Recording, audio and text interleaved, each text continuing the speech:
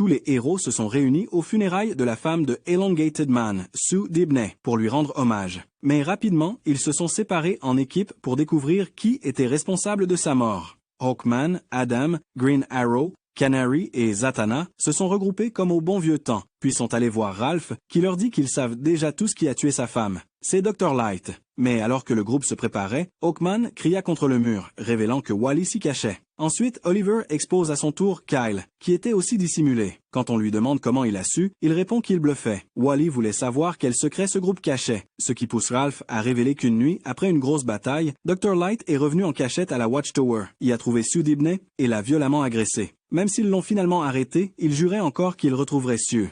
Alors, dans une décision controversée, le groupe a fait en sorte que Zatanna lui efface la mémoire et le lobotomise pour le rendre moins dangereux. Ils n'ont jamais rien dit à personne, allant même jusqu'à effacer la mémoire de Batman lorsqu'il a tenté de les arrêter. Kyle et Wally sont choqués en entendant cela, mais ils n'ont pas le temps de discuter. Ils partent à la recherche de Dr. Light seulement pour le retrouver aux côtés de Deathstroke. Mais lorsque l'équipe commence à attaquer Slade, Dr. Light a un flash. Il se souvient que cela lui est déjà arrivé, et comprend qu'on lui a effacé la mémoire avant de fuir avec Slade.